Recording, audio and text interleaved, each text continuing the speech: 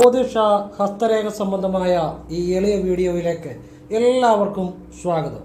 ഇന്ന് പറയാൻ പോകുന്നത് നമഃശിവായ ഈ പറയുന്ന രീതിയിൽ ജപിച്ചാൽ ഭഗവാൻ ആ വ്യക്തിയുടെ ഏതാഗ്രഹവും സാധിച്ചു കൊടുക്കും. നേടാൻ പറ്റാത്തതായിട്ട് യാതൊന്നുമില്ല. ന്യായമായ സത്യസന്ധമായ ഏതൊരാഗ്രഹവും ഭഗവാൻ സാധിച്ചു കൊടുക്കും എന്ന് മാത്രമല്ല, ചിലപ്പോൾ ചില അത്ഭുതകരമായ കഴിവുകൾ വരെ ലഭിക്കാം. അതായത് നമ്മുടെ മനസ്സിൽ ഒരു നടക്കാൻ പോകുന്ന കാര്യങ്ങൾ മുൻകൂട്ടി ഭഗവാൻ ചിലപ്പോൾ കാണിച്ചു തരും. ഇങ്ങനെയുള്ള പിന്നെ നമ്മളെ ഏത് ആപത്തിൽ നിന്നും രക്ഷിക്കും. മാത്രമല്ല, സാമ്പത്തികം നമ്മൾ ആഗ്രഹിക്കുന്നതിലും കൂടുതൽ ഭഗവാൻ നൽകും. എല്ലാം ആഗ്രഹിക്കുന്ന എന്തും ഭഗവാൻ നടത്തി തരും. നമഃശിവായ ഞാനീ പറയുന്ന രീതിയിൽ ജപിച്ചാൽ. ഇത് ആദ്യമായിട്ടാണ് ഞാൻ ഈ രഹസ്യവിദ്യ പറയുന്നത്. ഇത് ആരും പറഞ്ഞു തരികയില്ല. നിങ്ങൾക്ക് കേട്ട് കഴിയുമ്പോൾ അത് മനസ്സിലാവും. ഞാൻ പറയുന്ന ശിവവിദ്യകൾ വേറെ ആരും പറഞ്ഞു തരത്തില്ല. അങ്ങനെയുള്ള ശിവവിദ്യകളാണ്. ഇത് നിങ്ങളുടെ ഏത് ആപത്തിൽ നിന്ന് രക്ഷപ്പെടുത്തും. ഏത് നിമിഷവും നിങ്ങളുടെ ഈ വിദ്യ ചെയ്താൽ നിങ്ങളുടെ ജീവിതം അടിമുടി ശിവഭഗവാൻ മാറ്റും. നിങ്ങൾ ആഗ്രഹിക്കുന്നതിലും കൂടുതൽ സമ്പത്ത് നൽകും. നിങ്ങൾക്ക് അത്ഭുതകരമായ ചില കഴിവുകളും ഭഗവാൻ നൽകും. ഇത് ഏറ്റവും ശ്രേഷ്ഠമായ വിദ്യകളിൽ ഒന്നാണ് ശിവവിദ്യകൾ. അപ്പോൾ ഇതിൻ്റെ അറിയേണ്ട ചില കാര്യങ്ങളുണ്ട്. ഏതൊരാൾക്കും ചെയ്യാവുന്ന കാര്യമാണ്. ₹1 ഒരു ₹1 കോയിൻ ₹1 ചെലവില്ലാതെ നിങ്ങൾ എവിടെ ഇരുന്നാണെങ്കിലും ലോകത്തിൻ്റെ ഏത് ഭാഗത്തിരുന്നും നിങ്ങൾക്ക് ചെയ്യാം. ഈ വീഡിയോ എപ്പോൾ എത്ര വർഷം കഴിഞ്ഞാണേലും ഇപ്പോഴാണേലും എപ്പോഴാണേലും ഏത് വ്യക്തി കണ്ടാലും അവന് അപ്പോഴൊക്കെ ഫലം ലഭിക്കുന്നതാണ്. ഇത് ആർക്കും ചെയ്യാം. പണ്ഡിതനോ പാമരനോ അറിവുള്ളവനോ അറിവില്ലാത്തവനോ ഏത് വിദ്യ ചെയ്യുന്നവർക്കോ ചെയ്യാത്തവർക്കോ ഏതൊരാൾക്കും ചെയ്യാവുന്ന ശിവവിദ്യയാണ്. അപ്പോൾ ഞാനത് വിശദമായിട്ട് പറയുന്നുണ്ട്. നിങ്ങൾ മുഴുവൻ കേൾക്കാൻ ശ്രമിക്കണം. നിങ്ങളുടെ ജീവിതം മാറ്റിമറിക്കുന്ന 10-15 മിനിറ്റ് ആയിരിക്കും. ഇനിയും ആ മിനിറ്റിലൂടെയാണ് നമ്മൾ കടന്നു പോകാൻ പോകുന്നത്. നിങ്ങളുടെ ജീവിതം തന്നെ തിരുത്തി എഴുതുന്ന, തലേവരെ തന്നെ മാറ്റി എഴുതുന്ന, നിങ്ങളുടെ ജീവിതം മാറ്റുന്ന ഒരു വിദ്യയെക്കുറിച്ചാണ് പറഞ്ഞു തരുന്നത്. അപ്പോൾ അത് മുഴുവനായിട്ട് മനസ്സിലാക്കിയിട്ട് ചെയ്യുക. അറ്റവും മൂലം കേട്ടിട്ട് എൻ്റെ നല്ല ആരുടെയും വിദ്യകൾ അറ്റവും മൂലം കണ്ടിട്ട് ചെയ്യരുത് കേട്ടോ. അത് മുഴുവൻ കണ്ടിട്ട് ചെയ്യുക, മനസ്സിലാക്കിയിട്ട് ചെയ്യുക. വളരെ ലളിതമാണ്, വളരെ സിമ്പിളാണ്. നിങ്ങൾക്കിത് കിട്ടുന്നുണ്ടെങ്കിൽ പരമേശ്വരന് നന്ദി പറയുക. ഇത് കാണുന്നുണ്ടെങ്കിൽ, ഇത് കേൾക്കുന്നുണ്ടെങ്കിൽ ഈ നിമിഷത്തിന് പരമേശ്വരനോട് നന്ദി പറയുക. അത്രമാത്രമേ എനിക്ക് പറയാനുള്ളൂ. ഞാനത് വിശദമായിട്ട് പറഞ്ഞുതരാം. ഇനിയും ജസ്റ്റ് ഒരു കാര്യം പറഞ്ഞിട്ട് വീഡിയോയിലേക്ക് വരാം. നേരിട്ട് കൺസൾട്ടിങ് ഇല്ല, വാട്സപ്പ് വഴി മാത്രമേ ഉള്ളൂ. ഹസ്തരേഖ, സംഖ്യാജ്യോതിഷം, ഇതൊക്കെ ഗ്രഹനില, ഇതൊക്കെയാണ് ഞാൻ വിശകലനം ചെയ്തത്. നോക്കാൻ ആഗ്രഹിക്കുന്നവർ വാട്സപ്പിൽ ഇടുക. ഫ്രീ ആകുമ്പോൾ ഞാൻ റിപ്ലൈ തരും. എല്ലാവർക്കും റിപ്ലൈ തരാൻ പറ്റത്തില്ല, ഒരുപാട് മെസ്സേജുകളാണ് വരുന്നത്. പറ്റുന്നവർക്ക് റിപ്ലൈ തരും. മുൻഗണനാക്രമത്തിലായിരിക്കും വർക്ക് എടുക്കുന്നത്. എന്നിട്ട് ധൃതി വെച്ചിട്ട് കാര്യമില്ല. ഞാനൊരു ഡേറ്റിന് അത് വേണ്ട കാര്യങ്ങൾ പറഞ്ഞു കൊടുക്കുന്നതാണ് എൻ്റെ രീതി. ഉയർച്ചയ്ക്ക് വേണ്ടിയുള്ള കാര്യങ്ങളാണ് പറഞ്ഞു കൊടുക്കുന്നത്, അല്ല വേറെ കാര്യങ്ങളൊന്നുമില്ല. ഒരാൾക്ക് രക്ഷപ്പെടാനുള്ള, ജീവിതം മാറാനുള്ള ഒരു വഴികളാണ് പറഞ്ഞു കൊടുക്കുന്നത്. അത് ക്ഷേത്രത്തിൽ ചെയ്യാവുന്ന നല്ല വഴിപാടുകളും നല്ല പ്രാർത്ഥനകളും ഒക്കെ മാത്രമേ പറഞ്ഞു കൊടുക്കത്തുള്ളൂ. പിന്നെ ശരനൂൽ രഹസ്യം ശിവവിദ്യ പറഞ്ഞു കൊടുക്കും. ആരും പറഞ്ഞു കൊടുക്കാത്ത ശിവവിദ്യ, കൃഷ്ണവിദ്യ, അത് വേറെ ആർക്കും പറഞ്ഞു തരാൻ പറ്റത്തില്ല. അത്ര വിദ്യകളാണ്. എൻ്റെ വീഡിയോ കാണുന്നവർക്ക് അറിയാമായിരിക്കുമല്ലോ. ഞാൻ പറയുന്ന പല കാര്യങ്ങളും അങ്ങനെ ആർക്കും പറയാൻ പറ്റുന്ന കാര്യങ്ങളൊന്നുമില്ല. അപ്പോൾ അത് അങ്ങനെയുള്ള കാര്യങ്ങളാണ് പറഞ്ഞു കൊടുക്കുന്നത്. അപ്പോൾ അത് ഞാൻ ശിവയോഗിയാണ്. ഞാൻ ക്രിയാകുണ്ടലിനി പ്രാണായാമം എൻ്റെ ചെറുപ്പത്തിൽ തന്നെ സ്വീകരിച്ചതാണ്. അപ്പോൾ നമ്മൾ ആ ഫ്രം ശിവ ടു ശിവ, ശിവനിൽ നിന്ന് ശിവനിലേക്കുള്ള യാത്രയാണ്.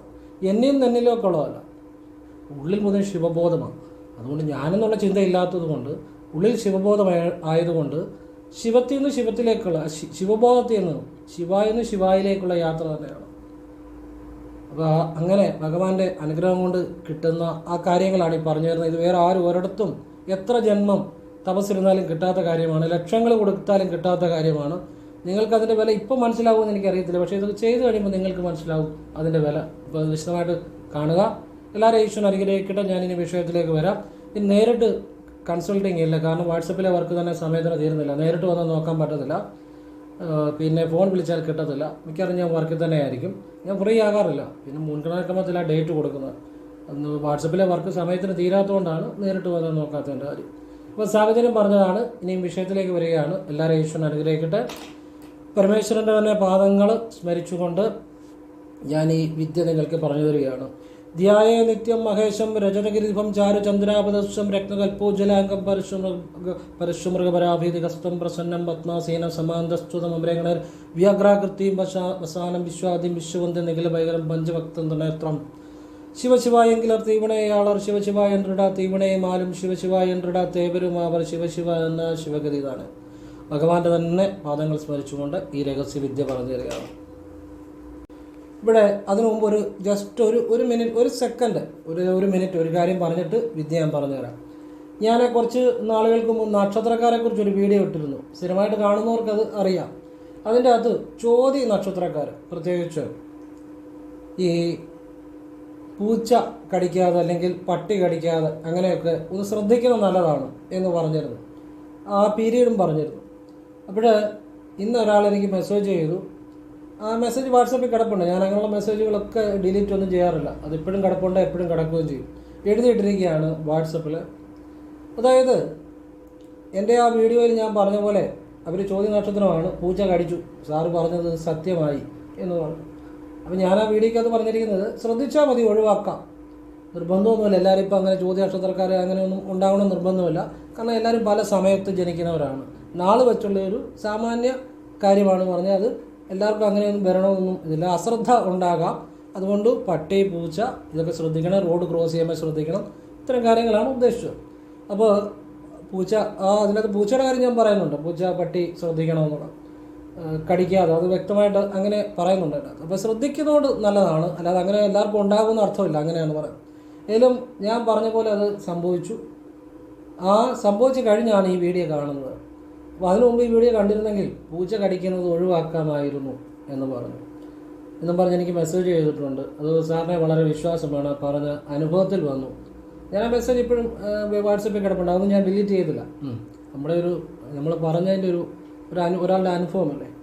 അപ്പോൾ പൂച്ച കടിച്ചവർക്കറിയാം എൻ്റെ ബുദ്ധിമുട്ട്. അതായത് കുറേ ദിവസം അടുപ്പിച്ച് ഇഞ്ചക്ഷൻ എടുക്കണം, അതിൻ്റെ പുറകെ നടക്കണം.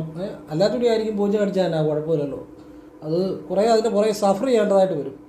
അപ്പോൾ അത് ചില അനുഭവങ്ങളുടെ അടിസ്ഥാനത്തിൽ ചില നക്ഷത്രക്കാർ അത് ചാരവശാൽ ശനി പ്രത്യേക ഭാവങ്ങളിൽ വന്നാൽ പട്ടി, പൂച്ച ഇതൊക്കെ അതിൽ നിന്ന് ആക്രമണം ഉണ്ടാകാതെ, ഇത് ഇപ്പം എല്ലാവരും കടിക്കുമെന്നോ അല്ല പറഞ്ഞത്, ശ്രദ്ധിക്കണം. അതുപോലെ റോഡ് ക്രോസ് ചെയ്യുമ്പോൾ അശ്രദ്ധ കൂടുതലായിട്ട് ഉണ്ടാകും. അത് വെച്ചാണ് പറഞ്ഞത്. അപ്പോൾ അത് സംഭവിച്ചു ഒരാൾക്ക്. ഇപ്പോൾ അവരത് അനുഭവം എനിക്ക് ഇട്ടു തന്നു. പക്ഷേ അവർക്ക് ആ അനുഭവം ഉണ്ടായിക്കഴിഞ്ഞാൽ ഈ വീഡിയോ കാണുന്നു, അല്ലെങ്കിൽ അത് ഒഴിവാക്കാമെന്ന് അവർ പറയുന്നു. ഞാൻ തീർച്ചയായിട്ടും എൻ്റെ കാര്യങ്ങൾ, വീഡിയോ പറയുന്ന കാര്യങ്ങൾ മനസ്സിലേക്ക് ജീവിതത്തിൽ ഒരുപാട് പ്രതിസന്ധികൾ ഒഴിവാക്കാം, പ്രശ്നങ്ങൾ ഒഴിവാക്കാം, സാമ്പത്തിക ബുദ്ധിമുട്ട് ഒഴിവാക്കാം, എല്ലാവിധ ദുരിതങ്ങളും ഒഴിവാക്കാം.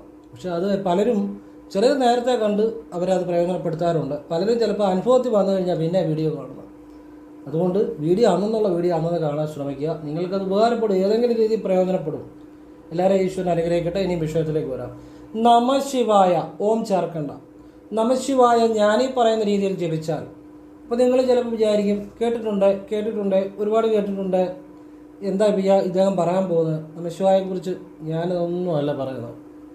നിജമായ, സത്യമായ, സാക്ഷാൽ പരമശിവനിൽ നിന്ന് തന്നെ ആ ധ്യാനാവസ്ഥയിൽ എനിക്ക് കിട്ടിയ ജ്ഞാനമാണ് പറഞ്ഞു തരുന്നത്.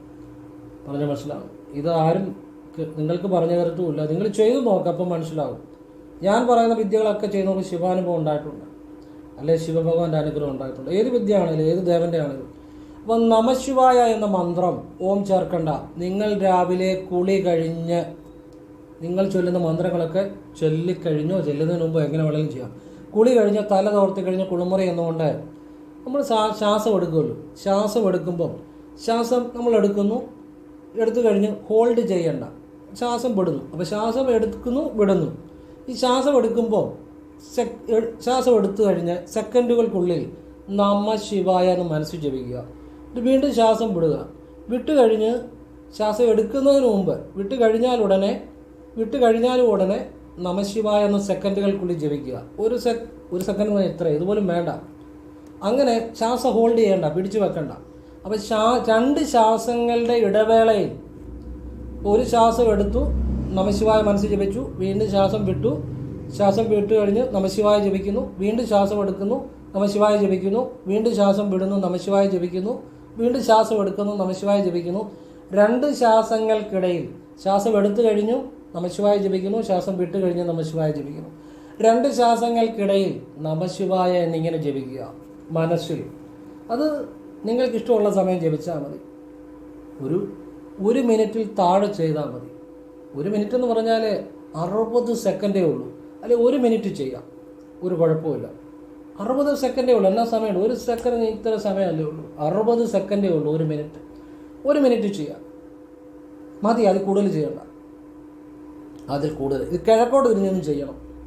അപ്പോൾ നിങ്ങൾ വിചാരിക്കും ഇവിടെ ഇത്രയും ചെയ്താൽ എന്നാ മാറ്റം ഉണ്ടാകാൻ പോകുന്നത്? പറഞ്ഞുതരാം. അവിടെയാണ് കളി കിടക്കുന്നത്. ചെറിയ വിദ്യകൾ, ഇതുപോലുള്ള വിദ്യകളാണ് വലിയ മഹർഷീശ്വരന്മാർ അല്ലെങ്കിൽ ശൈവ സിദ്ധരൊക്കെ ചെയ്ത് അവരാ ആത്മബോധത്തെ അനുഭവിച്ച്, അല്ലെങ്കിൽ അവർ പല സിദ്ധികളെ ഉണർത്തിയേ, അതുപോലെ അവരാഗ്രഹിക്കുന്ന എന്ത് കാര്യം അവർക്ക് നേടിയെടുക്കാൻ പറ്റും. അങ്ങനെയുള്ള ഇതുപോലെയുള്ള വിദ്യകളാണ്. ഓം ചേർക്കണ്ട. അപ്പോൾ ഇത് ഇങ്ങനെ രാവിലെ ചെയ്യുന്നു. അത് കഴിഞ്ഞ് നിങ്ങൾ ഇത് കിഴക്കോട് തിരിഞ്ഞെന്ന് വേണം ചെയ്യാൻ. നിങ്ങൾക്ക് എപ്പോൾ വേണമെങ്കിലും ഫ്രീ ആയിട്ടിരിക്കുമ്പോൾ, സ്വസ്ഥമായിട്ടിരിക്കുമ്പോൾ എന്ന് വെച്ച് കഴിയുമ്പോൾ ഒരു ജോലി ചെയ്യുന്നതിൻ്റെ ഇടയിലോ, ഇപ്പോൾ റോഡ് ക്രോസ് ചെയ്യുന്നതിൻ്റെ ഇടയിലോ അല്ലെങ്കിൽ വണ്ടി ഇരിക്കുന്നതിൻ്റെ ഇടയിലൊന്നും ചെയ്യരുത്. സ്വസ്ഥമായിട്ട് എവിടെ ഇരുന്ന് വേണേലും ഒരു ദിവസം പലതവണ ഇത് ചെയ്യാം. ഇരുന്നോ നിന്നോണ്ടോ ചെയ്യാം. രാവിലെ കുളിമുറി ഒന്ന് തല തോർത്തി കഴിഞ്ഞ് നിന്നുകൊണ്ട് ചെയ്യുന്നു. പിന്നെ നിങ്ങൾക്ക് ഒരു ദിവസത്തിൻ്റെ പല ഇടവേളകളിൽ സ്വസ്ഥമായിട്ടിരിക്കുമ്പം കിഴക്കോട്ട് തിരിഞ്ഞ് നിന്നോ ഇരുന്നോ ഈ വിദ്യ ചെയ്യാം. 1 മിനിറ്റ് ചെയ്താൽ മതി, കൂടുതലൊന്നും വേണ്ട. 1 മിനിറ്റ് എന്ന് പറഞ്ഞാൽ പെട്ടെന്ന് പോകും. ഇതിങ്ങനെ ചെയ്താൽ ഉള്ള ഫലം പറഞ്ഞുതരാം. ഈ 2 ശ്വാസങ്ങളുടെ ഇടവേളകളിൽ നമഃശിവായ ജപിക്കുന്നു, ഓം ചേർക്കാതെ. പഞ്ചഭൂതങ്ങളാണ് ഈ പ്രപഞ്ചം മുഴുവൻ നിയന്ത്രിക്കുന്നത്. പഞ്ചഭൂതങ്ങളിലാണ് എല്ലാ രഹസ്യങ്ങളും ഇരിക്കുന്നത്. ആ പഞ്ചഭൂതങ്ങളുടെ നകാരം, മകാരം, ശികാരം, വകാരം, യകാരം, അതായത് ഭൂമി, ജലം, അഗ്നി, വായു, ആകാശം, ഇതെല്ലാം ഈ 5 എലമെൻറ്റ്സ് ചേർന്നാണ് ഈ പ്രപഞ്ചം മുഴുവൻ എല്ലാം. അപ്പോൾ ഈ ഒരു വിദ്യയിലൂടെ സാക്ഷാൽ പരമശിവൻ്റെ സൂക്ഷ്മ ഊർജത്തെ നിങ്ങൾ അനുഭവിക്കുകയാണ്. ആ ഊർജത്തിൻ്റെ ഒരു ചൈതന്യം, അനുഗ്രഹം നിങ്ങളിലേക്കും വരികയാണ് ഓട്ടോമാറ്റിക്കായിട്ട്. അവിടെ പ്രപഞ്ചം നിങ്ങളിലേക്ക് ഒഴുകുകയാണ്, നിങ്ങൾ പ്രപഞ്ചത്തിലേക്ക് ഒഴുകുകയാണ്, നിങ്ങളുടെ ബോധം. അപ്പോൾ ഇത് അകമേയും പുറമേയും ശിവബോധം ഉണ്ടായി വരും. മനസ്സിലാവുന്നുണ്ടോ? അതായത് ശ്വാസം എടുത്തു കഴിഞ്ഞ്, ശ്വാസം ഒന്നും പിടിച്ചു നിർത്തണ്ട, എടുത്തു കഴിഞ്ഞ് നമഃശിവായ എന്ന് ജപിക്കുന്നു. അപ്പോൾ അകമേ ശിവബോധം ഉണ്ടാകും. ശ്വാസം വിട്ട് കഴിയുമ്പോഴും നമഃശിവായ എന്ന് മനസ്സിൽ ജപിക്കുന്നു, വീണ്ടും അത് ആവർത്തിക്കുന്നു. അപ്പം വെളിയിൽ ശിവബോധം ഉണ്ടാകുന്നു, അകവും പുറവും ശിവബോധം ഉണ്ടാകുന്നു. ശിവബോധം എന്ന് പറഞ്ഞാൽ പഞ്ചഭൂതങ്ങളിലും നിറഞ്ഞു നിൽക്കുന്ന, പഞ്ചഭൂതങ്ങളെ നിയന്ത്രിക്കുന്ന പ്രപഞ്ചം. ആ പ്രപഞ്ചം തന്നെയാണ് ശിവബോധം. നമ്മുടെ ഈ പഞ്ചഭൂതങ്ങൾ, ആ എലമെൻറ്റ്സ് ചേർന്നാണ് ഈ പ്രപഞ്ചം. ആ പ്രപഞ്ചം തന്നെയാണ് പഞ്ചഭൂതങ്ങളെ ഇങ്ങനെ സ്വാധീനിക്കുന്നതിലൂടെ ആ ശിവബോധം ഉണ്ടായി വരികയാണ്. അകവും പുറവും ശിവബോധം ഉണ്ടായി വരും. അപ്പം നിങ്ങൾക്ക് തന്നെ ഇതൊരു കുറച്ചുനാൾ ചെയ്തു കഴിയുമ്പോൾ നിങ്ങൾക്ക് തന്നെ മനസ്സിലാവും. നിങ്ങളുടെ മനസ്സിനെ നിങ്ങൾക്ക് നിയന്ത്രിക്കാൻ പറ്റും. ഞാൻ സത്യമായിട്ടാണ് പറയുന്നത്. നിങ്ങൾ മനസ്സിൽ വിചാരിക്കുന്ന കാര്യങ്ങൾ നടക്കാൻ തുടങ്ങും. പരീക്ഷിച്ച് നോക്കാൻ പറയത്തില്ല. അയ്യോ ഭഗവാനെ അത് ക്ഷമിക്കണം, പരീക്ഷിക്കാൻ ഒരിക്കലും പറയത്തില്ല. വിശ്വാസത്തോടെ ചെയ്ത് നോക്കുക. നിങ്ങളൊരു വ്യക്തി നിങ്ങൾ വിചാരിക്കുന്ന രീതി പെരുമാറണമെന്ന് വിചാരിച്ചാൽ പെരുമാറും. മനസ്സിലാവുന്നുണ്ടോ? നിങ്ങളൊരു വ്യക്തി നിങ്ങൾ ആഗ്രഹിക്കുന്ന രീതി നിങ്ങളോട് പെരുമാറണം എന്ന് വിചാരിച്ചാൽ ആ വ്യക്തി നിങ്ങൾക്ക് അനുകൂലമായിട്ട് നിൽക്കും. ചെറിയ കാര്യമൊന്നുമല്ലേ പറഞ്ഞത്. അതുപോലെ നിങ്ങളുടെ മനസ്സിലെ ഏതാഗ്രഹവും ഭഗവാൻ സാധിച്ചു തരും. സമ്പത്ത്, സമാധാനം, സന്തോഷം, സർവവൈശ്യം, അതുപോലെ സർവപാപങ്ങളെയും ഇല്ലാതാക്കും. മുൻജന്മ പാപങ്ങളെ, പാപങ്ങളെയും. ഈ ശിവ എന്ന് പറഞ്ഞ 2 അക്ഷരം തന്നെ, നമഃശിവായയിലെ ശിവ എന്ന 2 അക്ഷരം തന്നെ സർവപാപങ്ങളെ ഇല്ലാതാക്കുന്നു. മുൻജന്മ പാപം തീരും, ഈ ജന്മത്തിലും ഉള്ള പാപങ്ങളുണ്ട്, അത് തീരും. ആ ഭഗവാന്റെ ഭയങ്കരമായ അനുഗ്രഹം ഉണ്ടാകും. പിന്നെ നിങ്ങളുടെ മനസ്സിൽ ചിന്തിക്കുന്ന ചില കാര്യങ്ങൾ ചിലപ്പോൾ നടക്കാൻ തുടങ്ങും. അതൊക്കെ കുറേ ചെയ്ത് കഴിയുമ്പം ഭഗവാന്റെ അനുഗ്രഹം കൊണ്ട് കിട്ടേണ്ട കാര്യങ്ങളാണ് കേട്ടോ. ഭഗവാനോട് വിചാരിക്കുമ്പോഴേ ആ കഴിവുകളൊക്കെ കിട്ടത്തുള്ളൂ. ചിലർക്ക് അത് ചിലപ്പോൾ കിട്ടാം. എന്ന് കരുതി നിങ്ങൾ അതിൻ്റെ പുറകെ ഒന്നും ചിന്തിക്കേണ്ട. അതൊക്കെ തനിയെ വന്നു ചേരേണ്ടതാണ്. അതേക്കുറിച്ച് ചിന്തിക്കുകയൊന്നും വേണ്ട. നമ്മൾ ചിന്തിക്കുന്ന ചില കാര്യങ്ങൾ ചിലപ്പോൾ നടക്കാൻ തുടങ്ങും. നമ്മുടെ കൺമുന്നിൽ ചില കാര്യങ്ങൾ, നമ്മുടെ മനസ്സിൽ ചില കാര്യങ്ങൾ ഭഗവാൻ തെളിയിച്ചു തരും. നമുക്കെതിരെ ആര് പ്രവർത്തിച്ചാലും അവരെ ഭഗവാൻ വേണ്ട രീതിയിൽ അതിനുവേണ്ട കാര്യങ്ങൾ ചെയ്തോളും. നമുക്ക് ദോഷകരമാകാത്ത രീതിയിൽ അവരെ ഭഗവാൻ വേണ്ട രീതിയിൽ കൈകാര്യം ചെയ്തോളും. എന്ന് വേണ്ട, നമുക്കൊരു സർവ്വരക്ഷയാണ്, സർവ്വ കവചമാണ്. നമ്മുടെ എന്താഗ്രഹവും സാധിച്ചു തരും. ഈശ്വര സാക്ഷാത്കാരം ഉണ്ടാകും. ശിവബോധം അകവേയും പുറമേയും ഉണ്ടാകും. നമഃ ശിവായ എന്ന് മതി കേട്ടോ, ഓം ചേർക്കണ്ട. ഞാൻ വീണ്ടും പറയുന്നു, ഈ ശ്വാസം എന്ന് പറഞ്ഞാൽ പ്രകൃതിയാണ്, നാച്ചുറലായിട്ട് നമ്മളും പ്രപഞ്ചവുമായിട്ട് കണക്ട് ചെയ്യുന്നതാണ് ശ്വാസം, അല്ലേ? നമ്മളും നമ്മുടെ മുന്നിലുള്ള പ്രപഞ്ചവുമായി കണക്ട് ചെയ്യുന്നതാണ് ശ്വാസം. ആ ശ്വാസത്തിലൂടെ നമ്മൾ നമഃശിവായ ജപിക്കുമ്പോൾ നമ്മുടെ ബോധം പ്രപഞ്ചത്തിലേക്ക് ഒഴുകുകയാണ്. പ്രപഞ്ചബോധത്തിൽ നിന്ന് പ്രപഞ്ചബോധത്തിൽ നിന്നും ആ ഒരു ബോധം നമ്മളിലേക്ക് ഒഴുകുകയാണ്. അപ്പോൾ അങ്ങനെ അങ്ങോട്ടും ഇങ്ങോട്ടും ആ ഒരു ബോധത്തിൻ്റെ സഞ്ചാരം ഉണ്ടാകുമ്പോഴാണ് അകവും പുറവും ആ ഒരു ശിവബോധം നിറഞ്ഞു വരുന്നത്. അവിടെ ഇതോടൊപ്പം നമ്മുടെ ചുറ്റുമുള്ള നെഗറ്റീവ് എനർജികളെല്ലാം ഇല്ലാതാകും. നമ്മുടെയൊക്കെ മനസ്സമാധാനം ഉണ്ടാകും. നമ്മുടെ മനസ്സ് ശുദ്ധീകരിക്കും. നമ്മളെ ആര് കളിയാക്കിയാലും നമ്മൾ ചിരിച്ചുകൊണ്ടിരിക്കും. നമ്മളെ ആര് പുകഴ്ത്തിയാലും നമുക്ക് അതിനകത്ത് ഒരു പുകഴ്ത്തൽ തോന്നത്തില്ല. നമ്മുടെ മനസ്സ് സ്റ്റേബിളായിരിക്കും.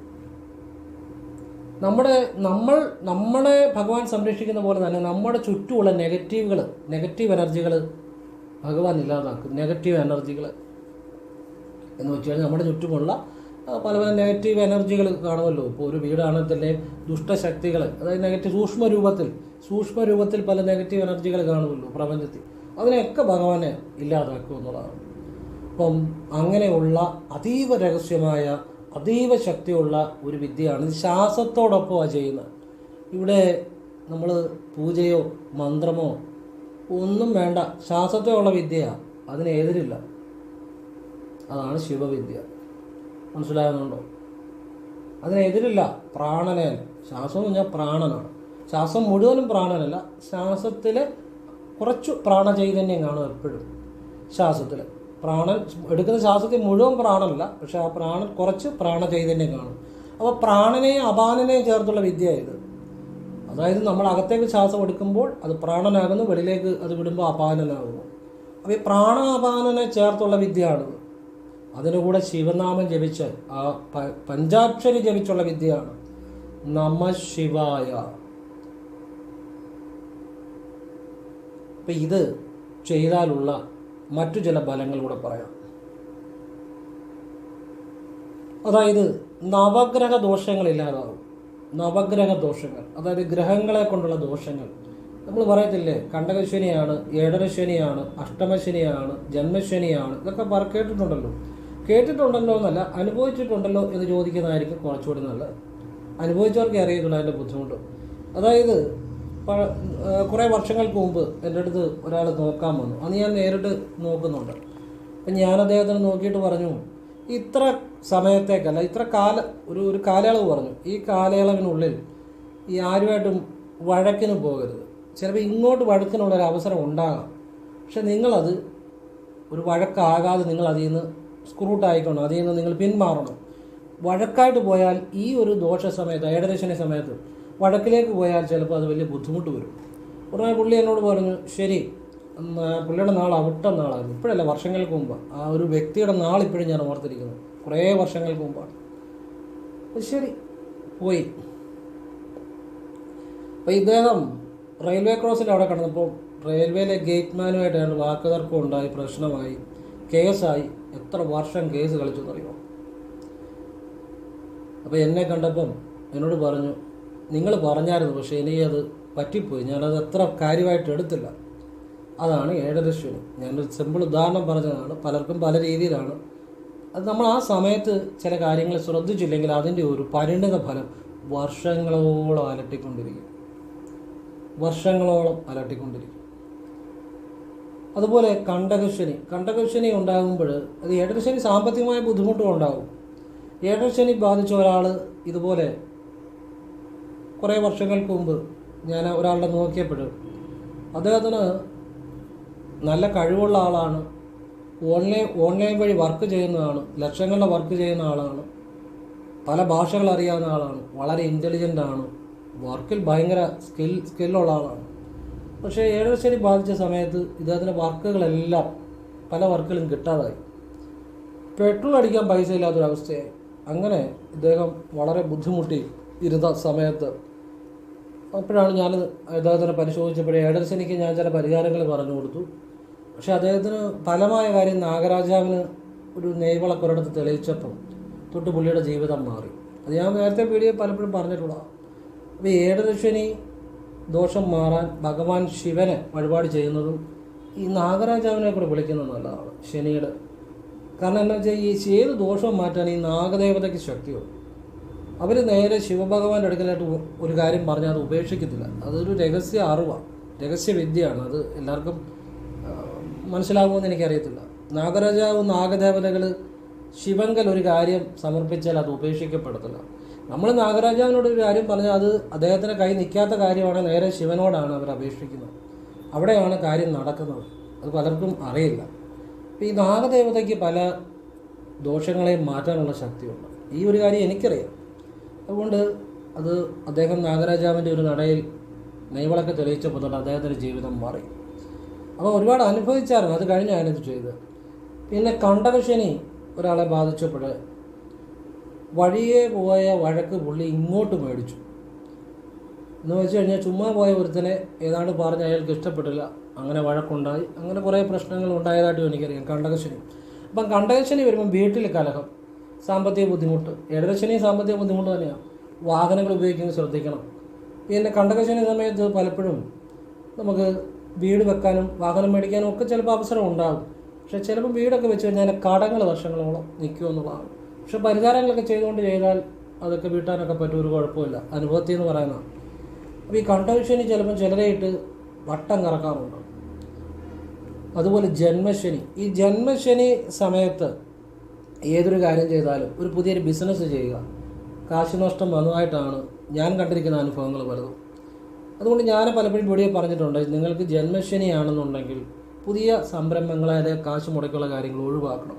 അങ്ങനെ അത് മനസ്സിലാക്കി ചെയ്തവർക്ക് അതിൻ്റെ ഗുണം ഉണ്ടായിട്ടുണ്ട്, പിന്മാറിയവർക്ക്. അപ്പോൾ ജന്മശനി, പിന്നെ ആരോഗ്യ പ്രശ്നങ്ങളുണ്ടാകാം ജന്മശനി സമയത്ത്, ആശുപത്രി കയറേണ്ട സാഹചര്യങ്ങൾ, അതൊക്കെ എത്രയോ അനുഭവങ്ങളാണ്. അതുപോലെ തന്നെ അഷ്ടമശനി എന്ന് പറഞ്ഞാൽ കൂടുതലും ഈ ഒരു ഒരു ഒരു നേരിട്ടുള്ള ഒരു ആക്രമണമല്ല. ശത്രുക്കൾ വളരെ രഹസ്യമായിട്ടുള്ള ശത്രുക്കളുടെ ആക്രമണമായിരിക്കും. പക്ഷെ നേരിട്ട് ഒരുത്തിനോട് എതിർക്കത്തില്ല, പക്ഷെ അവർ വേറെ രീതിയിൽ ചിലപ്പോൾ പലര് വഴി ഉപദ്രവിക്കാം. അതുപോലെ തന്നെ ആരോഗ്യ പ്രശ്നങ്ങളുണ്ടാകാം. അപ്പോൾ അങ്ങനെയുള്ള സമയങ്ങളൊക്കെ ഇതുപോലുള്ള ഈ ശനി ഇതേ പ്രത്യേക രീതിയിൽ ഈ ശനി പിടിച്ചു കഴിഞ്ഞാൽ അത് അനുഭവിച്ചവർക്കേ അറിയത്തുള്ളൂ, അല്ലാത്തവർക്ക് പറഞ്ഞാൽ മനസ്സിലാകത്തില്ല. അതുപോലെ തന്നെ ശനി 5-ൽ സഞ്ചരിക്കുമ്പോൾ ചാരവശാൽ, അതാണ് ഞാൻ പറഞ്ഞത്, നമ്മൾ അശ്രദ്ധ കൂടും, ശ്രദ്ധക്കുറവുണ്ടാകും. അതുകൊണ്ടാണ് റോഡ് ക്രോസ് ചെയ്യുമ്പോൾ പട്ടി, പാമ്പ് ഇതൊക്കെ ശ്രദ്ധിക്കണമെന്ന് ഞാൻ പറഞ്ഞതിൻ്റെ കാര്യം. അതുപോലെ ശനി 9-ൽ സഞ്ചരിക്കുമ്പോൾ വലിയ ദോഷം ചെയ്യത്തില്ല. പക്ഷേ എങ്കിലും ക്ഷേത്ര ദർശനം, ദേവാലയ ദർശനം, ദൂരയാത്രകൾ ഒക്കെ നല്ലതാണ്. പക്ഷെ ആ സമയത്ത് പുതിയ സംരംഭങ്ങളിലേക്ക് കാല് വെക്കുന്ന അത്ര ഗുണകരമായിരിക്കണമെന്നില്ല. ഇപ്പോൾ ഈ അടുത്ത കാലത്ത് ഒരാൾ, പുള്ളിയുടെ ശനി 9-ലാണ്, ചാരവശാലാണ്. അപ്പോൾ പുതിയ സംരംഭങ്ങൾ കാശ് മുടക്കി ചെയ്യുന്ന അത്ര ഗുണകരമാകണമെന്നില്ല.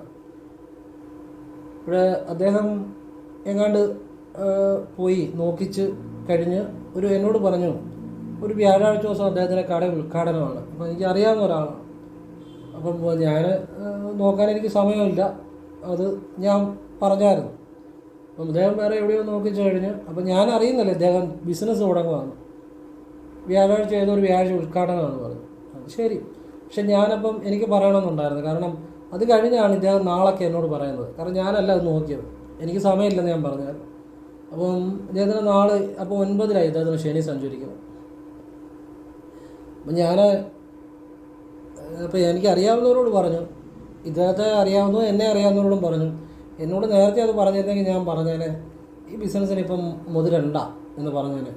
അദ്ദേഹത്തിന് 3 ലക്ഷം രൂപയുടെ നഷ്ടം വന്നു കഴിഞ്ഞ ദിവസം എന്നെ കണ്ടപ്പം പറഞ്ഞു. ഉറക്കമില്ല രാത്രി, ഇത് ലോൺ എടുത്ത് ഒക്കെ ഓരോ കാര്യങ്ങൾ ചെയ്യുന്നു, പക്ഷേ ബിസിനസ് അതിന് നേട്ടമൊന്നുമില്ല. അപ്പം നേരത്തെ എന്നോട് ചോദിച്ചിരുന്നെങ്കിൽ ഞാൻ പറഞ്ഞ ആ ഒരു കാര്യത്തിന് മുതിരണ്ട.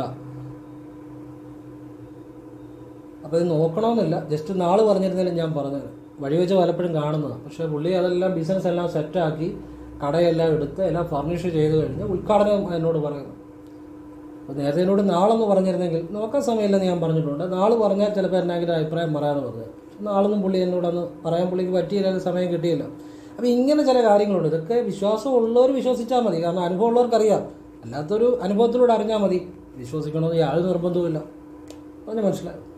അപ്പോൾ അത് വിശ്വാസമുള്ളവർ അത് വിശ്വസിച്ചാൽ മതി, അല്ലാത്തവർ അവരോ വഴിക്ക് പോട്ടെ, അവരുടെ അനുഭവത്തിലൂടെ മനസ്സിലാക്കട്ടെ. അത് നമ്മളെ ബാധിക്കുന്ന വിഷയങ്ങളല്ല, അതൊക്കെ ഈ അനുഭവത്തിൻ്റെ അടിസ്ഥാനത്തിലേ പറയുന്നത്. അത് മനസ്സിലാക്കുന്നവർക്ക് ഗുണമുണ്ടാകും. ഇങ്ങനെ ശനി ഈ രീതിയിലൊക്കെ പിടിക്കുന്ന സമയങ്ങൾ, അതുപോലെ മറ്റ് ഈ ശാപദോഷങ്ങൾ, ചിലപ്പോൾ ചില ശാപദോഷങ്ങൾ പിടികൂടും. അതായത് നമ്മളിപ്പോൾ ഒരാളെ ചതിക്കുകയാണെങ്കിൽ അവരുടെ ശാപം ചിലപ്പോൾ ഏൽക്കും.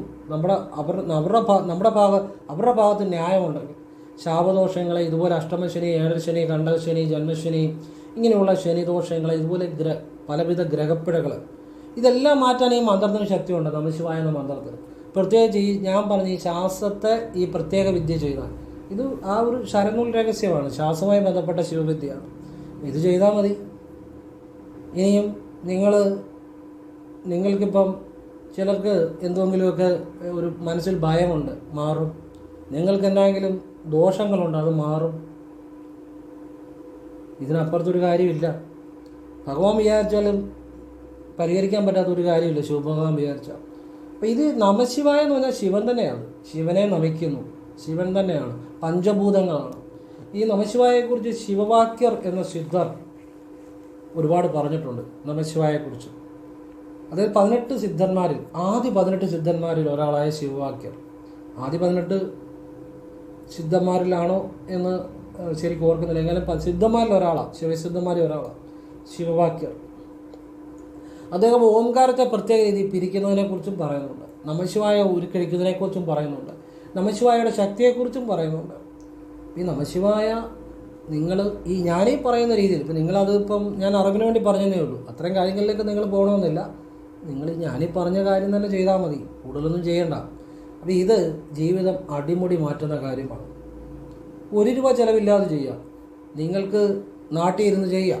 ഗൾഫിലൊക്കെ ജോലിയിലൊക്കെ ബുദ്ധിമുട്ട് അനുഭവിക്കുന്ന ഒരുപാട് ആളുകളുണ്ട് കേട്ടോ. അപ്പോൾ അവർക്കൊക്കെ ഞാൻ എന്നെക്കൊണ്ട് പറ്റുന്ന നല്ല കാര്യങ്ങൾ പറഞ്ഞു കൊടുക്കാറുണ്ട്. അത് പലർക്കും പ്രയോജനം ഉണ്ടാകാറുമുണ്ട്. അവരൊക്കെ വാട്സപ്പിൽ മെസ്സേജ് ചെയ്യുന്നുണ്ട്, ജോലി കിട്ടിയവരുണ്ട്, അവരുടെ സാമ്പത്തികമായി മെച്ചപ്പെട്ടവരുണ്ട്, വളരെ സന്തോഷം. അപ്പം പിന്നെ വിദേശത്ത് പഠിക്കാൻ പോകുന്ന പിള്ളേരുണ്ട്, Ireland, Canada, UK, Switzerland, Germany, France, ഇങ്ങനെയുള്ള ഇപ്പം അങ്ങനെയുള്ള ഗ്രഹനിലകളാണ് കൂടുതൽ നോക്കുന്നത്. എല്ലാം പിള്ളേരും വെളിയിൽ പോകുന്നത്. അപ്പം അവർക്കൊക്കെ ഒരു പ്രതിസന്ധി വരുമ്പോൾ അവിടെ ഇരുന്നുകൊണ്ട് ചെയ്യാം. അപ്പോൾ അവിടേക്ക് ഒരു അമ്പലത്തിൽ പോകണമെന്നോ ഒന്നും പറഞ്ഞാൽ നടക്കുന്ന കാര്യമല്ലല്ലോ. അപ്പോൾ നമുക്ക് എവിടെ ഇരുന്നുകൊണ്ട് ചെയ്യാം, ഏത് സമയത്തും ചെയ്യാം ഈ ശിവവിദ്യ. 1 രൂപ ചിലവില്ലാതെ ചെയ്യാം. ഇത് വേറെ ആരും പറഞ്ഞു തരത്തില്ല. ഞാനിത് പറഞ്ഞു തരുന്നത് എന്തുകൊണ്ടാണെന്നറിയാമോ? ഞാനിന്നലെ ഭഗവാനെ ധ്യാനിച്ചിരിക്കുമ്പോൾ എൻ്റെ ഉൾക്കാഴ്ച ഭഗവാൻ എനിക്ക് അതിനുള്ള നിർദ്ദേശം തന്നതുകൊണ്ടാണ് ഈ പറഞ്ഞു തരുന്നത്. ഈ ഒരു ശിവവിദ്യ എന്ന് പറഞ്ഞ് ആളുകൾക്ക് കൊടുക്കണം, അല്ലെ ഈ ശിവവിദ്യ നമഃശിവായ ഇങ്ങനെ ജപിക്കുന്നത്, അതുകൊണ്ട് പറഞ്ഞു തരുന്ന. അത് കാണേണ്ടവർ കാണും, ചെയ്യേണ്ടവർ ചെയ്യും, അത്ര തന്നെ. അല്ലാതെ ഇത് വേറെ എനിക്ക് ഭഗവാനിൽ നിന്ന് അത് ഡയറക്റ്റ് ഞാൻ ശിവവിദ്യ ക്രിയാകുണ്ടലിനി പ്രാണായാമം ഗുരുവിൽ നിന്ന് സ്വീകരിച്ചതാണ്, എൻ്റെ ചെറുപ്പത്തിൽ സ്വീകരിച്ചതാണ്. പിന്നെ ശിവവിദ്യ ആയിരുന്നുണ്ട്. അപ്പോൾ ആ ശിവാനുഭവം എനിക്ക് ഉണ്ടാകാറുണ്ട്. ശിവാനുഭവം എന്ന് വെച്ചാൽ നിങ്ങൾ വിചാരിക്കുന്ന പോലെ കാറേ ബംഗ്ലാവേ കൊട്ടാരമൊന്നും അല്ല. നമ്മളൊക്കെ ചെയ്യുന്നതെന്ന് വെച്ചാൽ ഭഗവാനോടൊന്നും ആവശ്യപ്പെടാതെ ആ ഉള്ളിലുള്ള ശിവബോധത്തിൽ ലയിച്ചിരിക്കുക. ഒരു ശൂന്യതയാണ്, മഹാശൂന്യതയാണ്. അത് നിങ്ങളോട് എനിക്ക് എക്സ്പ്ലെയിൻ ചെയ്ത് തരാൻ പറ്റത്തില്ല, അങ്ങനെ എക്സ്പ്ലെയിൻ ചെയ്യാൻ പറ്റത്തില്ല. അത് അനുഭവമാണ്. ഞാൻ പറഞ്ഞു തരാൻ പറ്റുന്ന കാര്യങ്ങളാണ് പറഞ്ഞു തരുന്നത്. ഞാൻ ലയിച്ചിരിക്കുന്ന ആ ശിവബോധം, അല്ലെങ്കിൽ നിങ്ങൾ ആ ശിവബോധത്തിൽ ലയിക്കുകയാണെങ്കിൽ നിങ്ങൾക്ക് അത് നമുക്ക് എക്സ്പ്ലെയിൻ ചെയ്യാൻ പറ്റത്തില്ല. അതുകൊണ്ടാണ് അതിനെ അനുഭവം എന്ന് പറയുന്നത്. മനസ്സിലായോ? അതായത് അഗസ്ത്യർ പറയും, കണ്ടവൻ മിണ്ടില്ലേ, മിണ്ടിയവൻ കണ്ടുമില്ലേ. എന്തുവാ ആ ഉള്ളിലുള്ള ബോധം? ശിവബോധം. ആരെങ്കിലും പ്രസംഗിക്കുന്നുണ്ടെങ്കിൽ അത് അറിഞ്ഞവനോട്ട് പ്രസംഗിക്കത്തുമില്ല, അറിഞ്ഞവനോട്ട്. കണ്ടവൻ മിണ്ടില്ലേ, കണ്ടവനോട്ട് മിണ്ടത്തില്ല, മിണ്ടിയവനോട്ട് കണ്ടിട്ടുമില്ല. അപ്പോൾ ഞാൻ അനുഭവിക്കുന്ന ആ ശിവബോധം എനിക്ക് പറഞ്ഞു തരാൻ പറ്റത്തില്ല. അത് എക്സ്പ്ലെയിൻ ചെയ്യാൻ, വി കനോട്ട് എക്സ്പ്ലെയിൻ, അല്ല ഐ കനോട്ട് എക്സ്പ്ലെയിൻ. നിങ്ങൾക്കാണെങ്കിലും നിങ്ങൾക്ക് അത് എക്സ്പ്ലെയിൻ ചെയ്യാൻ പറ്റത്തില്ല. പക്ഷെ ഞാൻ പറഞ്ഞു തരാൻ പറ്റുന്ന ചില ഭാഗങ്ങൾ മാത്രമാണ് പറഞ്ഞു തരുന്നത്. അതാണ് ശരിക്കും ഉള്ള ശിവബോധം. ഇവിടെ നിങ്ങൾ എൻ്റെ പുറകെ നടക്കണമെന്നോ, എന്നെ ഗുരുവായിട്ട് കാണണമെന്നോ, എനിക്ക് മാസം മാസം വന്ന് ഫീസ് തരണമെന്നോ, എനിക്ക് അത് പണിയാൻ ഇത് പണിയാൻ ഒന്നും ഞാൻ പറയുന്നില്ല, പറയത്തുമില്ല. ഞാൻ നിങ്ങളെപ്പോലെ ഒരാൾ തന്നെ. എന്നെ വഴി വെച്ച് കണ്ടാൽ മിണ്ടിയില്ലേ പോലും ഒരു കുഴപ്പമില്ല, എനിക്ക് സന്തോഷമുള്ളൂ. മിണ്ടിയാലും സന്തോഷം, മിണ്ടിയില്ലേലും സന്തോഷം. കാരണം ഉള്ളിൽ നമ്മുടെ ശിവബോധമാണ്, നമ്മളെ ഇതൊന്നും ബാധിക്കുന്നില്ല. ഭഗവാന്റെ നിർദ്ദേശം അനുസരിച്ച് ഭഗവാനെക്കുറിച്ചുള്ള കാര്യം പറഞ്ഞു തരിക എന്നുള്ളതാണ് നമ്മുടെ ജന്മനിയോഗം. അത് പറഞ്ഞു തരുന്നു. ആവശ്യമുള്ളവർ ചെയ്യും, അല്ലാത്തവർ ചെയ്യത്തില്ല. That's all. അത്രേ ഉള്ളൂ. അല്ലാതെ എന്നെ നിങ്ങൾ ഗുരുവായിട്ട് കാണണമെന്നോ, ഒരു ഗുരു പരമേശ്വരനാണ്. ഞാനൊരു കാര്യം പറഞ്ഞു തരുന്ന ആളാന്ന് മാത്രം കണ്ടാൽ മതി. ഗുരു പരമേശ്വരനാണ്. ഞാൻ പറഞ്ഞത് സത്യവിദ്യ. ഇത് നിങ്ങൾ ചെയ്തോളുക. ശിവൻ എന്ന് പറഞ്ഞാൽ നിങ്ങളുടെ ഉള്ളിലെ ശുദ്ധ ബോധമാണ്. ശിവനെ ഭോലേനാഥൻ എന്നറിയപ്പെടുന്നത് എന്തുകൊണ്ടാണെന്ന് ചോദിച്ചാൽ, നമ്മുടെ ഉള്ളിലെ ആ ബോധം, ആ സബ് കോൺഷ്യസ് മൈൻഡിലെ ആ ബോധം തന്നെയാണ് ശിവൻ. നമ്മുടെ ഏതൊരു ചിന്തയും സബ് കോൺഷ്യസ് മൈൻഡിലേക്ക് എത്തിയാൽ അത് നടക്കും. അതുകൊണ്ടാണ് ശിവബോധത്തിലേക്ക് എത്തിയാൽ ഏതൊരു കാര്യം നടക്കും. അതുകൊണ്ടാണ് ഈ മഹർഷിമാരും സിദ്ധന്മാരും ഒക്കെ അവർ വിചാരിക്കുന്ന കാര്യങ്ങൾ നടക്കുന്നത്. ഉള്ളിൽ ആ ശിവബോധത്തെ അനുഭവിക്കുന്നതുകൊണ്ടാണ്.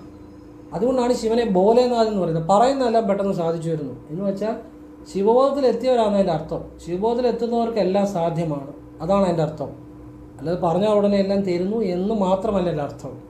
നിങ്ങളുടെ ഉള്ളിലുള്ള ശിവബോധത്തെ അനുഭവിക്കുമ്പോൾ നിങ്ങളുടെ എന്ത് ചിന്തിച്ചാലും നടക്കുമെന്നുള്ള അതിൻ്റെ അർത്ഥം. അതുപോലെ ഭഗവാനെ ശുദ്ധി അശുദ്ധിയില്ല. എന്തുകൊണ്ടാണെന്നറിയോ? ഭഗവാൻ ഊർജ്ജമാണ്. ഭഗവാൻ എല്ലാത്തിനും നിറഞ്ഞു നിൽക്കുന്ന സൂക്ഷ്മമായ ശക്തിയാണ്, പ്രപഞ്ചബോധമാണ്. നിങ്ങളുടെ ഉള്ളിലും പ്രപഞ്ചത്തിലുള്ള ബോധമാണ്. ഊർജ്ജത്തിന് ശുദ്ധി അശുദ്ധിയില്ല. അതുകൊണ്ടാണ് ശിവന് ശുദ്ധി അശുദ്ധിയില്ലെന്ന് പറയുന്നത്. ശിവനെ അറിയാൻ ഒരു നിമിഷം മതി, നിങ്ങളുടെ ഉള്ളിൻ്റെ ഉള്ളിൽ ആത്മാർത്ഥയോടെ വിളിച്ചാൽ. അല്ലെങ്കിൽ എത്ര ആയിരം ജന്മങ്ങളെടുത്താലും ഭഗവാനെ അറിയാൻ പറ്റത്തില്ല. ഭഗവാൻ നിഷ്കളങ്കതയാണ്, നിർമ്മലനാണ്. ശുദ്ധബോധമായതുകൊണ്ടാണ് ഈ നിഷ്കളങ്കതയാന്ന് പറയുന്നത്. അപ്പം പിന്നെ നമ്മൾ ഭഗവാനെ എത്ര വിളിച്ചാലും ഭഗവാൻ കൂടെ വിചാരിക്കണം നമ്മൾ ഭഗവാനെ അറിയണമെങ്കിൽ.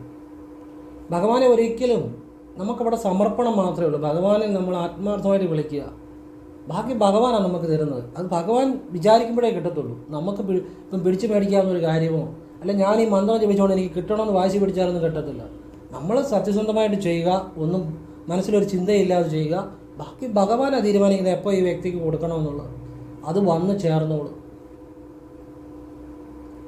അപ്പോൾ ഭഗവാനെ എല്ലാത്തിലും നിറഞ്ഞു നിൽക്കുന്നുണ്ട്, പക്ഷെ ആരുടെയും സ്വാതന്ത്ര്യത്തിൽ ഇടപെടുന്നില്ല.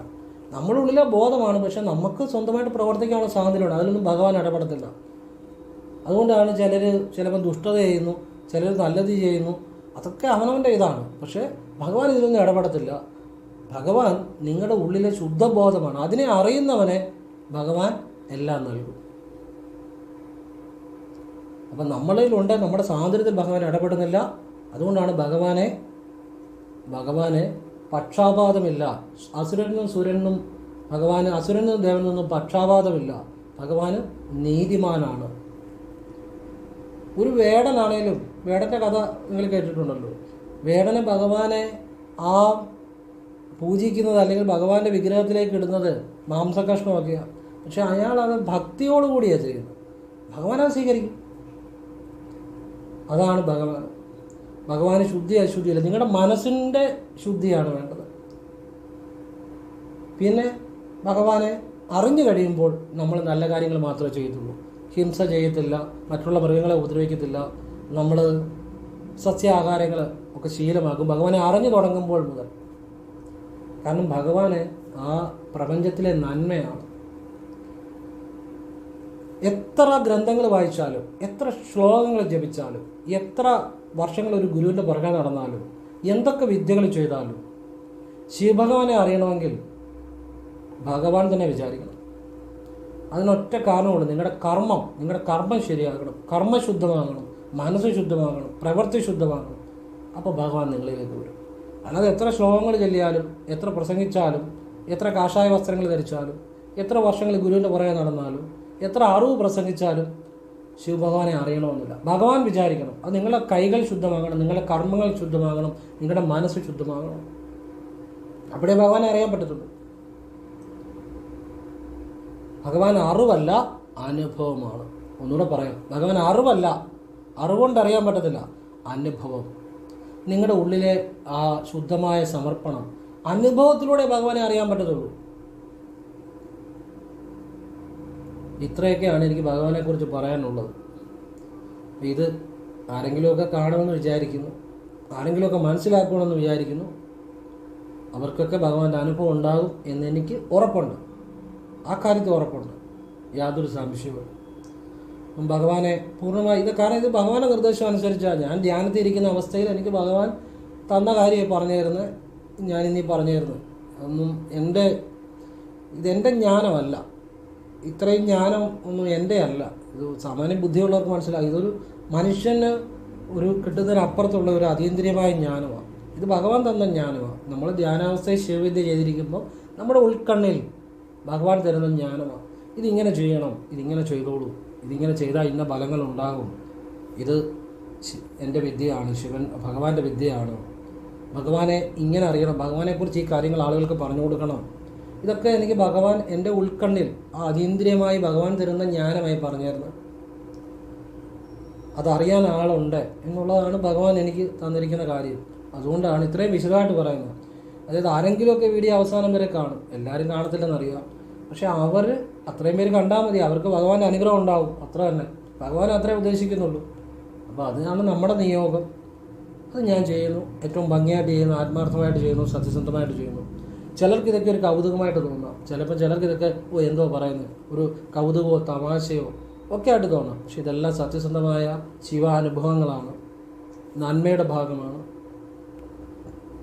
ഇത് ജന്മാന്തരങ്ങളിൽ പുണ്യമുള്ളവർക്ക് ഇതൊക്കെ കാണാനും അറിയാനും അത് സീരിയസ് ആയിട്ട് മനസ്സിലാക്കി അത് ചെയ്യാനും സാധിക്കുന്നു. അപ്പോൾ എല്ലാവരും ഈശ്വരൻ അനുഗ്രഹിക്കട്ടെ. ഇത് ഞാൻ പറഞ്ഞ മുഴുവൻ ശിവനെക്കുറിച്ചാണ്. ഇനിയും ഒരു കാര്യം കൂടെ പറഞ്ഞിട്ട് നിൽക്കുക. ഏതായാലും ഇത്ര നേരമായി. ഈ കൈരേഖകളിൽ ചില അടയാളങ്ങളുണ്ടെങ്കിൽ അവർക്ക് ശിവാനുഗ്രഹം ഉള്ളവരാണ്, ഉറപ്പിച്ചു. അപ്പോൾ ഇന്ന് വെച്ചാൽ അനുഗ്രഹം കൈരേഖകളിൽ ഈ ചിഹ്നം ഇല്ലാത്തൊരു ശിവാനുഗ്രഹം ഇല്ലാത്തവരാണെന്ന് വിചാരിക്കരുത്. കൈരേഖകളിൽ ഈ രേഖകൾ ഇല്ലാത്തവർ ശിവാനുഗ്രഹം ഉള്ളവർ തന്നെയാണ്. ഭഗവാനെ ആര് ആത്മാർത്ഥമായിട്ട് വിളിച്ചോ അവരെല്ലാം ശിവാനുഗ്രഹം ഉള്ളവരാണ്. അതിന് ഇന്ന നാളെന്നോ ഒന്നുമില്ല കേട്ടോ. അതൊക്കെ ഭഗവാനെ ആര് ശുദ്ധ മനസ്സോടെ വിളിച്ചോ അവർക്കെല്ലാം ശിവാനുഗ്രഹം ഉള്ളവരാണ്.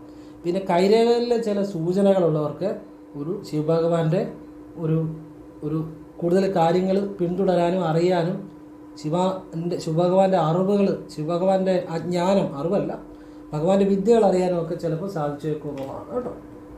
ആ നിലയിൽ പറയുന്നതാണ്. ഇപ്പോൾ അറിയാലോ, ഇത് പുരുഷന്മാർ വലത് കൈ കൊണ്ടും സ്ത്രീകളുടെ ഇടത് കൈ കൊണ്ടും ശ്രദ്ധിച്ചുകൊള്ളണം. നിങ്ങൾക്കെല്ലാം അറിയാമല്ലോ, ഇത് ഹൃദയരേഖ, ഇത് ബുദ്ധിരേഖ, ഇത് ആയുർരേഖ, ഇത് വിധിരേഖ അല്ലെ ഭാഗ്യരേഖ. ഇത് പുരുഷന്മാർക്ക് വലത് കൈ കൊണ്ടും സ്ത്രീകൾക്ക് ഇടത് കൈ കൊണ്ടും ചിന്തിച്ചുകൊള്ളണം. ഇത് കണ്ടോ, നടുവരലിൻ്റെ താഴെയുള്ള ഭാഗമാണ് ശനിമണ്ഡലം. ഈ ശനിമണ്ഡലത്തിൽ ഒരു ശൂലചിഹ്നം വരിക. ഒരു ശൂലചിഹ്നം വരുന്നവർ ശിവഭഗവാനെക്കുറിച്ച് കൂടുതൽ അറിയാൻ അല്ലെ കൂടുതൽ വിദ്യകൾ മനസ്സിലാക്കാനൊക്കെ യോഗമുള്ളവരായിരിക്കും. അതുകൊണ്ട് ഇവിടെ ഇങ്ങനെ ഒരു അർദ്ധവൃത്താകൃതി റാ പോലെ ഇങ്ങനെ ഈ ഭാഗത്തൊരു വര വരിക.